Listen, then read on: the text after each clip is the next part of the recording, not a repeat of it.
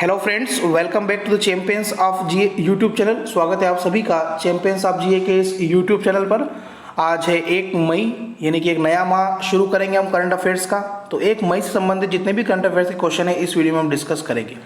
Video की शुरुआत करने से पहले जो स्टूडेंट्स पहली बार इस चैनल से जुड़ रहे हो प्लीज़ चैनल को सब्सक्राइब करिएगा और बेल आइकन को प्रेस कीजिएगा ताकि नए वीडियो की नोटिफिकेशन उनको मिल सके। और अगर आप इस पूरे वीडियो की पीडीएफ फाइल चाहते हैं तो इसके लिए आपका जो हमारा टेलीग्राम चैनल है @champions_of_GA ये आप ज्वाइन कीजिएगा। इस टेलीग्राम चैनल पर आपको बहुत सारे वीडियोस, पीडीएफ फाइल, क्विज जो है वो स्टडी के लिए अवेलेबल होंगे। तो 1 मई के करंट अफेयर्स को हम स्टार्ट करते हैं। वीडियो की शुरुआत करने से पहले मशहूर फिल्म अभिनेता ऋषि कपूर का निधन हो गया है। हाल ही में एक दिन पहले 29 अप्रैल को इरफान खान का निधन हो गया था। तो बैक टू बैक एक और मशहूर जो फिल्म अभिनेता है ऋषि कपूर, इनका भी देहांत हाल ही में हो गया है 30 अप्रैल को कैंसर के चलते। तो ऋषि कपूर से संबंधित ये 3 पुरस्कार आप जरूर याद रखिएगा, आने वाले एग्जाम में पूछे जा सकते हैं। ऋषि कपूर को 2008 में film fair life time achievement award मिला था और 1974 में फिल्म फेयर पुरस्कार इन्हें सर्वश्रेष्ठ अभिनेता का पुरस्कार मिला था फिल्म बॉबी के लिए। और 1970 में इन्हें स्पेशल अवार्ड और नेशनल फिल्म अवार्ड मेरा नाम जोकर के लिए भी मिल चुका है। तो ऋषि कपूर का हाल ही में निधन हो गया है और इनकी पत्नी का नाम है नीतू सिंह और वह भी एक प्रख्यात अभिनेत्री है हिंदी सिनेमा की। और इनके 2 बच्चे हैं, एक का नाम है रिद्धिमा साहनी, ये जो आपको पिक्चर में दिखाई दे रही है ये रिद्धिमा साहनी कपूर, और एक इनका बेटा है रणवीर कपूर, उसको तो आप जानते ही होंगे। तो ये क्वेश्चन कुछ एक्स्ट्रा मैंने आपको ऋषि कपूर के संबंध में बताया, आप इसको जरूर याद रखिएगा। अब हम सबसे पहले रिवीजन करेंगे हमारे 30 अप्रैल के जो करंट अफेयर्स थे उनका, उसके बाद हम 1 मई के जो है करंट अफेयर्स पढ़ेंगे। तो रिवीजन में हमारा पहला क्वेश्चन है, निम्नलिखित में से किसने कर्ज बोझ से जूझ रही रिलायंस कैपिटल के 6.43% हिस्सेदारी जो है वो परचेस की है, यानी कि खरीदी है।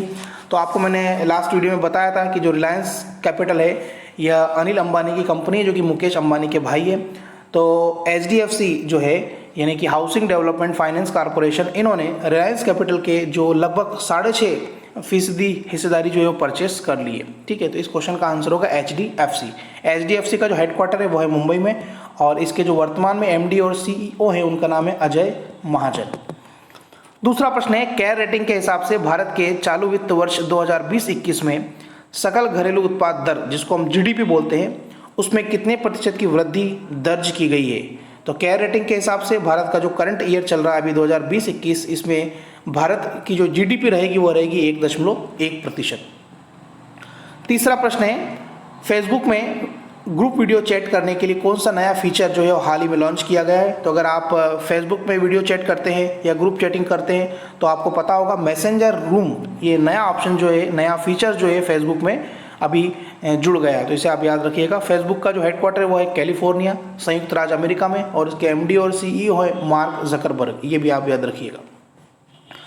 चौथा प्रश्न है, किस राज्य की सरकार द्वारा हाल ही में कर्मी बोट नाम का एक नया रोबोट जो है, इलेक्ट्रॉनिक रोबोट, कोरोना वायरस के जो पेशेंट है उनके ट्रीटमेंट करने के लिए बनाया गया है। तो कर्मी बोट नाम का ये जो रोबोट बनाया गया है केरल राज्य के द्वारा बनाया गया है।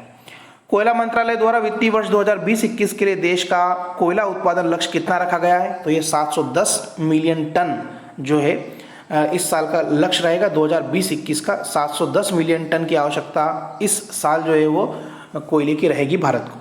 हमारे जो कोयला मंत्री है उनका नाम है प्रहलाद जोशी और इनका संसदीय क्षेत्र है धारवाड़, कर्नाटक, ये भी आप याद रखिएगा। किस राज्य की सरकार ने कोड फार्मा नाम से एक मोबाइल एप्लीकेशन लॉन्च की है। कोड फार्मा यानी कि इस राज्य से संबंधित जितने भी पेशेंट हैं, चाहे वो सर्दी, जुकाम, खांसी, बुखार किसी के भी हो, अगर वो मेडिकल स्टोर से दवाई वगैरह, मेडिसिन वगैरह परचेस करना जा रहे हैं तो मेडिकल वाले जो हैं उनको एक तो मेडिसिन की इन्फॉर्मेशन और उस पेशेंट की इन्फॉर्मेशन जो है इस कोड फार्मा एप्लीकेशन पर जो है वो अपलोड करना होगी, यानी कि सारा डाटा जो है उनका रखा जाएगा।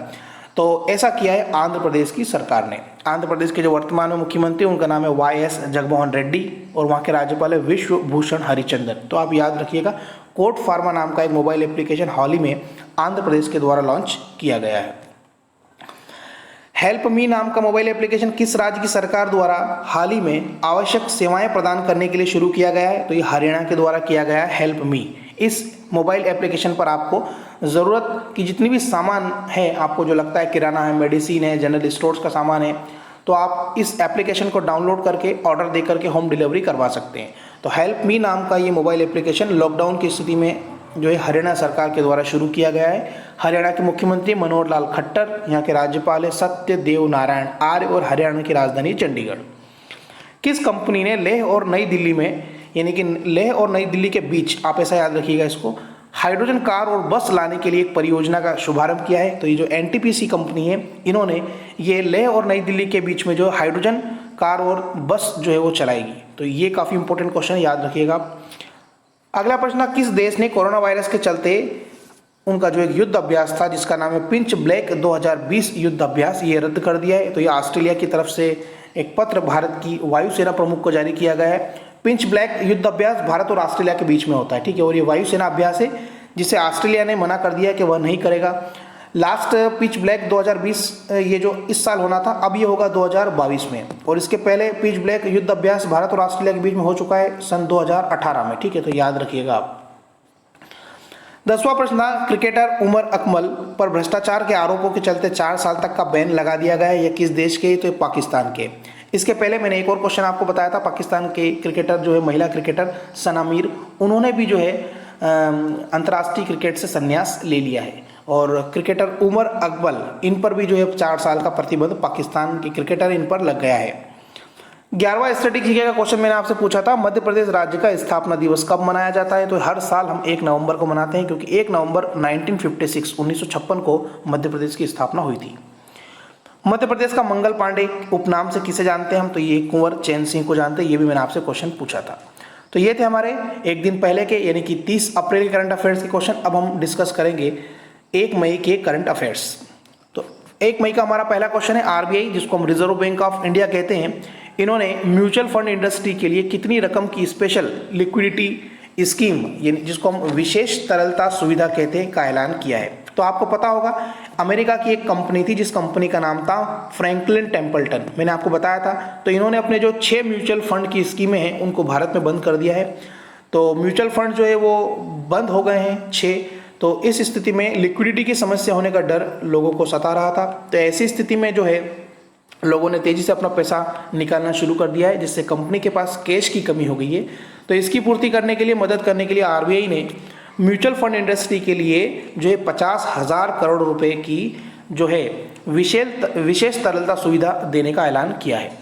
तो याद रखिएगा 50,000 करोड़ जो है वो आरबीआई अब लेके आएगा स्पेशल लिक्विडिटी स्कीम के अंतर्गत। आरबीआई की स्थापना 1 अप्रैल 1935 को हुई थी, और आरबीआई की जो स्थापना है वो आरबीआई अधिनियम 1934 के अंतर्गत की गई थी। इसका प्रारंभिक कार्यालय जो था वो था कोलकाता, लेकिन 1937 से 1937 में इसका कार्यालय कोलकाता से शिफ्ट कर दिया मुंबई। अब इसका वर्तमान में कार्यालय है मुंबई में। और रिजर्व बैंक ऑफ इंडिया के जो वर्तमान में गवर्नर है, 25वें गवर्नर, उनका नाम है शक्तिकांत दास, ये याद रखिएगा। चलिए मैं आपसे एक क्वेश्चन पूछता हूँ, आरबीआई के यानी कि रिजर्व बैंक ऑफ इंडिया के पहले गवर्नर कौन थे? आपको याद है तो कमेंट्स करके बताइए। और दूसरा प्रश्न है आपका, रिजर्व बैंक ऑफ इंडिया के पहले भारतीय गवर्नर कौन थे? ये भी अगर आपको पता है तो कमेंट्स बॉक्स में कमेंट करके बताइए। 2 क्वेश्चन मैंने आपसे पूछे, इनके आंसर आप दीजिए। दूसरा प्रश्न है हमारा, कोविड-19 यानी कि कोरोना की वजह से किस सरकार ने 1 साल तक सरकारी नौकरियों पर जो है भर्तियों पर रोक लगा दी है? तो ये एक बुरी खबर है राज्य के निवासियों के लिए, लेकिन कोविड-19 की महामारी चल रही है, तो ऐसी स्थिति में सख्त कदम उठाना काफ़ी जरूरी है। तो ये किया है हरियाणा सरकार ने। हरियाणा में हाल ही में जो वहाँ के जो मुख्यमंत्री मनोहर लाल खट्टर, उन्होंने घोषणा कर दी है कि 1 साल तक अब जो है कोई भी सरकारी भर्ती नहीं होगी। तो ऐसा करने वाला देश का पहला राज्य बन गया है हरियाणा। तो काफ़ी महत्वपूर्ण क्वेश्चन है ये। हरियाणा के मुख्यमंत्री मनोहर लाल खट्टर है, और यहाँ की जो राज्यपाल है उनका नाम है सत्यदेव नारायण आर्य, और यहाँ की राजधानी चंडीगढ़। इसके अलावा हरियाणा ने एक मोबाइल एप्लीकेशन भी लॉन्च किया था, जिसको मैंने स्टार्टिंग में बता दिया, उसका नाम है हेल्प मी। हेल्प मी नाम का मोबाइल एप्लीकेशन भी कोरोना-19 के जो पेशेंट हैं उनके लिए, लॉकडाउन की स्थिति चल रही है अभी, मतलब पूरे राज्य के नागरिकों के लिए, तो होम डिलीवरी सामानों की, चाहे वो जनरल स्टोर्स का सामान हो, मेडिसिन वगैरह अगर कुछ मंगवाना चाहते हो, तो हरियाणा सरकार ने हेल्प मी नाम का एक मोबाइल एप्लीकेशन डाउनलोड किया है। ठीक है, तो आप अपने मोबाइल में प्ले स्टोर से इसे डाउनलोड कर सकते हैं, और अगर आप चाहें तो ऑर्डर दे सकते हैं। तो ये सिर्फ हरियाणा राज्य के लिए, ठीक है, अपने लिए नहीं है। तीसरा प्रश्न है, पंजाब सरकार ने अर्थव्यवस्था को पटरी पर लाने के लिए किसके नेतृत्व में एक 20 सदस्यों की विशेष कमेटी का गठन किया है? तो ये मोंटेग सिंह अहलूवालिया जो है, इनकी अध्यक्षता में ये इस समिति के प्रमुख रहेंगे। तो इनकी अध्यक्षता में जो है पंजाब सरकार ने अर्थव्यवस्था को सुदृढ़ बनाने के लिए एक 20 सदस्यों की टीम बनाई है। मोंटेक सिंह अहलूवालिया जो है ये काफ़ी अनुभवी अर्थशास्त्री है और ये योजना आयोग के उपाध्यक्ष भी रह चुके हैं। और वैसे योजना आयोग का जो अध्यक्ष रहता है वो भारत का प्रधानमंत्री रहता है और उपाध्यक्ष ये रहे थे। और एक्चुअली जो राज्य के अंदर बंद अर्थव्यवस्था है यहाँ पर तो पंजाब में, तो उसको आगे बढ़ाने के लिए इन्हें एक विशेष 20 सदस्यों की एक कमेटी बनाई है, उसका प्रमुख इन्हें नियुक्त किया है। ये ऐलान किया पंजाब के जो मुख्यमंत्री कैप्टन अमरिंदर सिंह ने। और इसके अलावा जो भारत के पूर्व प्रधानमंत्री थे मनमोहन सिंह, उन्हें भी एक्सपर्ट के रूप में इस कमेटी में जो है चुना गया है। इसके अलावा मोंटेक सिंह अहलूवालिया जो थे ये 1979 में वित्त मंत्रालय के आर्थिक सलाहकार भी रह चुके हैं और 2001 में IMF, जिसको हम इंटरनेशनल मॉनेटरी फंड बोलते हैं, उसके निदेशक भी बने थे। तो काफ़ी अनुभवी है मोंटेक सिंह अहलूवालिया। इनका उपयोग जो है पंजाब सरकार करना चाहती है अपनी अर्थव्यवस्था को सुदृढ़ करने के लिए। तो किसे हाल ही में 20 सदस्यों की विशेष कमेटी का प्रमुख बनाया गया है पंजाब सरकार ने, ये बनाया है मोंटेक सिंह अहलूवालिया को। चौथा प्रश्न है, कोविड-19 की वजह से किस देश में 50 टाइगर रिजर्व को हाई अलर्ट घोषित कर दिया है? तो ये भारत को कर दिया है, ठीक है। तो इसमें एक्चुअली क्या हुआ था कि मध्य प्रदेश और महाराष्ट्र बॉर्डर पर जो हमारा पेंच टाइगर रिजर्व है, यहाँ पर एक बाघ की मृत्यु हो गई थी। उस बाघ की आंत के पास एक बहुत बड़ा हेयर बॉल हो गया था, तो हेयर बॉल के कारण उस बाघ की मृत्यु हो गई थी। इसके अलावा कोरोना 19 चल रहा है, तो ऐसी स्थिति में न्यूयॉर्क के अंदर ब्रॉन्क्स जू है, वहाँ पर टाइगर के अंदर एक कोरोना वायरस पाया गया था, तो उसकी भी मृत्यु हो गई थी। तो इन सभी चीज़ों को मद्देनज़र रखते हुए, ध्यान में रखते हुए, जो बाघ की सुरक्षा के लिए पूरे भारत के अंदर जो है 50 टाइगर रिजर्व में हाई अलर्ट घोषित कर दिया है। अगर हम टाइगर के बारे में बात करें या बाघ के बारे में बात करें तो पूरे विश्व में जो है कि जितने भी टाइगर है उसके 3/4 टाइगर जो है भारत में स्थित है, ठीक है। तो काफ़ी चिंता का विषय है। तो ऐसी स्थिति में भारत ने कोविड-19 की वजह से भारत ने 50 टाइगर रिजर्व को हाई अलर्ट घोषित कर दिया। यहाँ पे काफ़ी ध्यान रखा जाएगा। पांचवा प्रश्न है हमारा, देवानंद कुंवर का हाल ही में 25 अप्रैल को निधन हो गया था। वह किन 3 राज्यों के राज्यपाल रह चुकी है? तो देवानंद कुंवर एक प्रसिद्ध नेता थी। तो ये बिहार, त्रिपुरा और पश्चिम बंगाल की गवर्नर यानी कि राज्यपाल रह चुकी है और हाल ही में इनका देहांत हो गया है। छठा प्रश्न है हमारा, विजय मिश्रा का हाल ही में निधन हो गया है 26 अप्रैल 2020 को। वह इनमें से क्या थे? तो विजय मिश्रा एक प्रसिद्ध नाटककार एवं पटकथा लेखक थे और इन्होंने 60 नाटक, 55 से अधिक फिल्मों में और 7 से अधिक टीवी धारावाहिकों के लिए पटकथा लेखन का काम किया था। काफ़ी अनुभवी थे ये और इन्हें 2013 में उनकी पुस्तक वानप्रस्थ के लिए संगीत नाटक अकादमी पुरस्कार से भी सम्मानित किया गया था, ये भी आप याद रखिए। और इसके अलावा उन्हें ओडिशा साहित्य अकादमी से भी सम्मानित किया गया है। तो ये एक प्रसिद्ध नाटककार एवं पटकथा लेखक थे विजय मिश्रा। सातवां प्रश्न है हमारा, भारत की मध्यम दूरी की जो धाविका है जिनका नाम है झूमा खातून, इनको डोप टेस्ट में फेल होने के कारण कितने साल का इनके ऊपर प्रतिबंध लगा दिया है? तो इनके ऊपर अब जो है 4 साल का प्रतिबंध जो है वो भारत की जो एथलेटिक्स एसोसिएशन है उन्होंने लगा दिया है। तो एक्चुअली इसमें क्या होगा, जो वाडा एक कंपनी है, ये इसको हम एजेंसी बोल सकते हैं, वाडा जिसको हम बोलते हैं वर्ल्ड डोपिंग एजेंसी, या हिंदी में इसको बोल सकते हैं विश्व डोपिंग निरोधक एजेंसी। इन्होंने ये इसका एक्चुअली हेडक्वार्टर है वो है मॉन्ट्रियल जो कि कनाडा में है और इसके जो वर्तमान में अध्यक्ष है उनका नाम है विटोल्ड बाका।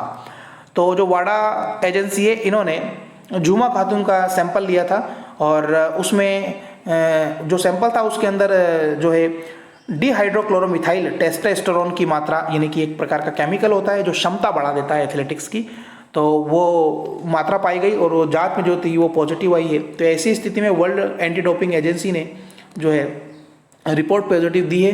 तो ऐसी स्थिति में झूमा खातून को अब 4 साल तक के लिए बैन कर दिया, ठीक है। तो काफ़ी इंपॉर्टेंट न्यूज़ है स्पोर्ट्स से रिलेटेड, आप इसको जरूर याद रखिएगा। एक्चुअली जितने भी एथलेटिक्स होते हैं तो गेम्स में पार्टिसिपेट करने से पहले उनका ब्लड टेस्ट किया जाता है और वो ब्लड टेस्ट जो है वो 2-3 साल तक संभाल करके रखा जाता है, ठीक है। क्योंकि कई बार कुछ केमिकल्स के टेस्ट सडनली नहीं आते हैं, काफ़ी लेट उनके रिजल्ट आते हैं। तो ऐसी स्थिति में अगर वो पॉजिटिव आते हैं तो उनका मतलब वो गलत तरीके से गेम्स में पार्टिसिपेट करते हैं ऐसा माना जाता है, क्योंकि उससे केमिकल के कारण उनकी क्षमता बढ़ जाती है। तो जितने भी स्पोर्ट्स पर्सन होते हैं, जितने भी एथलेटिक्स होते हैं, उनमें जांच जरूर की जाती है, ठीक है। तो झूमा खातून को डोप टेस्ट में पॉजिटिव आने के कारण 4 साल तक का बैन लगा दिया है, याद रखिएगा आप। ऑटोमोबाइल क्षेत्र की किस दिग्गज कंपनी ने कम लागत वाले वेंटिलेटर का उत्पादन किया है? तो ये मारुति सुजुकी ने किया है। तो मारुति सुजुकी ने उत्तर प्रदेश के अंदर गौतम बुद्ध नगर में इसका निर्माण शुरू कर दिया है और मारुति सुजुकी ने कहा है कि वह भारत सरकार को जो है लगभग 10,000 से ज़्यादा वेंटिलेटर मुहैया करवाएगी। मारुति सुजुकी के जो अध्यक्ष हैं उनका नाम है RC भार्गव और इसके प्रबंध निदेशक और CEO हैं केंची आयुकावा और मारुति सुजुकी का जो हेडक्वार्टर है वह है नई दिल्ली में। तो काफ़ी मदद के लिए मारुति सुजुकी जो आगे आया है, इन्होंने कहा है कि वह भारत सरकार को पूरे भारत में जो है वो कम लागत वाले वेंटिलेटर का उत्पादन करके देगी। तो काफ़ी राहत की खबर है ये। सबसे ज़्यादा सैनिक खर्चे करने वाले देशों की सूची में भारत का स्थान कौन सा है? ये काफ़ी महत्वपूर्ण है। तो इसमें भारत जो रहा है वो तीसरे स्थान पर रहा, ये आप याद रखिएगा। डिटेल बता देता हूँ मैं आपको। तो सिप्री, जिसको हम Stockholm international peace research institute कहते हैं, इनकी एक रिपोर्ट आई है हाल ही में। तो इन्होंने कहा है कि भारत जो है सेना के ऊपर खर्च करेगा 71.1 बिलियन डॉलर, यानी कि 5,33,000 करोड़ रुपए हम भारत की जो तीनों सेनाएं हैं, रक्षा से मतलब वायुसेना, थल सेना और जल सेना, उस पर खर्च करेंगे। तो पूरे विश्व में सबसे ज़्यादा अगर सेना पर खर्च करता है कोई देश तो वह है अमेरिका। तो अमेरिका ने 732 अरब डॉलर जो है इस वर्ष सेना पर खर्च करेगा 2020-21 में।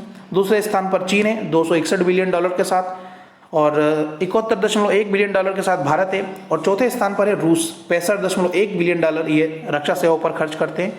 और पांचवें स्थान पर है सऊदी अरब। सऊदी अरब का नाम आया तो एक बात और बता दूं मैं आपको, सऊदी अरब ने हाल ही में कोड़े मारने की जो सजा थी उस पर प्रतिबंध लगा दिया है। और ये क्यों किया इन्होंने? क्योंकि वो मानवाधिकार की रक्षा करना चाहते हैं। तो ऐसी स्थिति में कोड़े मारने की जो सजा थी वह मानवाधिकार के खिलाफ थी। तो सऊदी अरब ने हाल ही में कोड़े मारने की सजा पर प्रतिबंध लगा दिया है। तो अभी इस क्वेश्चन का आंसर है आपका तीसरा, यानी कि सैनिक खर्च करने वाले देशों की सूची में भारत जो है वो तीसरे स्थान पर है और पहले स्थान पर है अमेरिका। ये मैंने बता दिया, आपको याद रखिएगा। करंट अफेयर्स का 1 मई का हमारा लास्ट क्वेश्चन है आज का। आर्कटिक के ऊपर ओजोन परत का सबसे बड़ा छेद कैसे बंद हुआ है? तो ये एक ध्रुवीभंवर प्रोसेस हुई थी जिसको हम बोलते हैं पोलर वॉर्टेक्स। उसके कारण आर्कटिक के ऊपर ओजोन परत के अंदर जो एक छेद हो गया था वो धीरे धीरे बंद होना शुरू हो गया है। तो इसका क्वेश्चन का आंसर है पोलर वॉर्टेक्स। मैं आपको बता दूं, ओजोन परत जो होती है सूर्य से आने वाली हानिकारक पराबैंगनी विकिरण होती है, इनसे हमारी रक्षा करती है, ठीक है। यानी कि हानिकारक पराबैंगनी विकिरण जो है ओजोन परत के कारण फिल्टर होकर पृथ्वी पर आती है। और ओजोन परत कहाँ पाई जाती है? ये पाई जाती है समताप मंडल में, जिसको हम बोलते हैं स्ट्रेटोस्फियर। ये आप याद रखिएगा। और ये पृथ्वी से 10 से 50 किलोमीटर की ऊंचाई पर रहती है ओजोन परत। तो ये क्वेश्चन बन सकता है कितनी ऊंचाई पर रहती है? 10 से 50 किलोमीटर की ऊंचाई पर ओजोन परत रहती है। और ओजोन परत किस मंडल में पाई जाती है या किस क्षेत्र में पाई जाती है? तो ये स्ट्रेटोस्फियर या समताप मंडल इसको हम बोलते हैं, इसमें ओजोन परत पाई जाती है। इसकी जो पुष्टि है वह European centre for medium range weather forecast की 2 मौसम संबंधी सेवाओं ने की थी। और वैज्ञानिकों ने माना है, इसमें आप ये याद रखिएगा, क्या माना है वैज्ञानिकों ने कि इस परत को भरने की वजह कोरोना वायरस को रोकने के लिए उठाए गए लॉकडाउन जैसे कदम है। यहाँ पर याद रखिएगा आप, जिससे पॉल्यूशन का स्तर जो काफ़ी कम हुआ है। तो कोरोना वायरस के चलते पूरे देश में और पूरे विश्व के अंदर जो लॉकडाउन की स्थिति, यानी कि जो जहाँ है वो वहीं है, मोटर गाड़ी, ट्रेन, एरोप्लेन, सभी चीज़ें जो है बंद है। तो ऐसी स्थिति में जो है पर्यावरण में प्रदूषण काफ़ी कम हो रहा है। तो ओजोन परत के ऊपर जो छेद हो गया था वो धीरे धीरे भरने लगा है। तो ये आप याद रखिएगा, इसका नाम है पोलर वॉर्टेक्स, ध्रुवी भंवर इसको हम बोलते हैं। तो ये थे हमारे करंट अफेयर्स के क्वेश्चन 1 मई के। अब हम हमारे स्टैटिक जीके के क्वेश्चन कवर करते हैं। स्टैटिक जीके का हमारा पहला प्रश्न है आज का, मध्य प्रदेश राज्य के पुराने विधानसभा भवन का नाम क्या है? तो इसको हम बोलते हैं मिंटो हॉल। ये आप याद रखिएगा, मध्य प्रदेश का जो पुराना विधानसभा भवन था जहाँ पर मध्य प्रदेश के सारे विधायक बैठ करके कार्य करते थे, उसको हम बोलते थे मिंटो हॉल। पुराना था ये। नया क्या है? नया है अब इंदिरा गांधी भवन। कुछ और भवन के ऊपर हम डिस्कस कर लेते हैं। इंदिरा गांधी विधानसभा भवन, ये राज्य का नया विधानसभा भवन है। वल्लभ भवन, इसको हम राज्य सचिवालय बोलते हैं। और सतपुड़ा भवन राज्य संचालनालय है, ये याद रखिएगा। शक्ति भवन हम बोलते हैं राज्य विद्युत मंडल को। और ऊर्जा भवन के नाम से हम जानते हैं मध्य प्रदेश विद्युत नियामक आयोग को। ये दोनों क्वेश्चन काफ़ी कंफ्यूज करते हैं। शक्ति भवन हम बोलते हैं राज्य विद्युत मंडल को, और ऊर्जा भवन ये हम बोलते हैं मध्य प्रदेश विद्युत नियामक आयोग को। इसके अलावा पर्यावास भवन राज्य मानवाधिकार आयोग को कहते हैं हम। पुस्तक भवन जो है ये मध्य प्रदेश पाठ्य पुस्तक निगम का एक भवन है। और निर्वाचन भवन, राज्य निर्वाचन भवन जो है मध्य प्रदेश में, उसे हम निर्वाचन भवन के नाम से जानते हैं। और मुख्यमंत्री का जो निवास स्थल है मध्य प्रदेश में, उसको हम श्यामला हिल्स के नाम से जानते हैं। और विंध्याचल भवन क्या है? ये राज्य योजना आयोग का एक भवन है जिसको हम बोलते हैं विंध्याचल भवन। और मध्यांचल भवन क्या है? ये नई दिल्ली में स्थित मध्य प्रदेश का भवन है, जहाँ पर अगर जो हमारे भारत मध्य प्रदेश के जो नेता है गण है, सांसद गण है या कोई भी रुकना चाहे तो मध्यांचल भवन में जाकर के रुक सकता है। तो मध्यांचल भवन है नई दिल्ली में स्थित मध्य प्रदेश का भवन। या आपसे ऐसा भी क्वेश्चन पूछा जा सकता है मध्य प्रदेश भवन कहाँ है? तो वह नई दिल्ली में। इसके अलावा मध्य प्रदेश के जो राज्यपाल है उनका जो निवास स्थान है उसको हम बोलते हैं राजभवन। तो ये सारे भवन काफ़ी इंपॉर्टेंट है, इसे आप याद रखिएगा। क्वेश्चन नंबर 12 था हमारा स्टैटिक जीके का। मध्य प्रदेश में गेहूं का भंडार किस क्षेत्र में सबसे ज़्यादा पाया जाता है? तो मध्य प्रदेश में मालवा क्षेत्र में सबसे ज़्यादा गेहूं का उत्पादन होता है। इसके अलावा कुछ हम उपनाम देख लेते हैं मध्य प्रदेश से जुड़े। जबलपुर को हम संगमरमर की नगरी कहते हैं क्योंकि यहाँ पर बहुत ज़्यादा संगमरमर पाया जाता है। संगमरमर की चट्टानें आपको मिलेगी बेड़ा घाट पर। उज्जैन मंदिरों या मूर्तियों का नगर हम कहते हैं उज्जैन को, या इसको हम महाकाल की नगरी भी कहते हैं। चलिए मैं आपसे एक क्वेश्चन पूछता हूँ, आज का तीसरा क्वेश्चन। आपको अगर पता है तो आप कमेंट्स करके बताइएगा। उज्जैन के अंदर जो महाकाल मंदिर है या महाकाल मंदिर की जो मूर्ति है वो कौन से मुखी है? वह उत्तर मुखी है, दक्षिण मुखी है, पूर्व मुखी है, कौन सा मुखी है? आपको अगर ये आंसर पता है तो कमेंट्स करके बताइए। खजुराहो को हम शिल्प कला का तीर्थ कहते हैं। शैल चित्रकला के नाम से भीमबेटका प्रसिद्ध है। और बौद्ध जगत की पवित्र नगरी हम कहते हैं सांची को। और मिनी मुंबई के नाम से मध्य प्रदेश में जाना जाता है इंदौर। और मध्य प्रदेश का लखनऊ किसे कहते हैं? ये हम कहते हैं सिवनी को। और मैग्नीज की नगरी हम कहते हैं बालाघाट को। ठीक है, तो ये थे 1 मई से संबंधित करंट अफेयर्स और स्टैटिक जीके का वीडियो। आपको ये वीडियो कैसा लगा प्लीज़ कमेंट्स करके आप जरूर बताइएगा। और मैंने 3 क्वेश्चन आपसे पूछे हैं। एक तो मैंने आपसे पूछा है रिजर्व बैंक ऑफ इंडिया के पहले गवर्नर कौन है, दूसरा मैंने आपसे पूछा है रिजर्व बैंक ऑफ इंडिया के पहले भारतीय गवर्नर कौन है, और तीसरा क्वेश्चन मैंने आपसे पूछा है मध्य प्रदेश के अंदर उज्जैन के अंदर जो महाकाल मंदिर है तो उसमें जो मूर्ति है या वो जो मंदिर है वो कौन से मुखी है? उत्तर मुखी, दक्षिण मुखी, पूर्व मुखी या पश्चिम मुखी? अगर आपको उसका आंसर पता है तो कमेंट्स करके आप जरूर बताइएगा। इस वीडियो को आप ज़्यादा से ज़्यादा अपने दोस्तों के साथ शेयर कीजिएगा। और अगर आपने अभी तक चैनल को सब्सक्राइब नहीं किया है तो प्लीज़ करंट अफेयर्स और स्टैटिक जीके के लिए आप हमारा चैनल जो है चैंपियंस ऑफ जीके ये जरूर सब्सक्राइब कीजिएगा और बेल आइकन को प्रेस कीजिएगा। और जितना हो सके इस वीडियो को अपने दोस्तों के साथ शेयर कीजिए। Thanks for watching.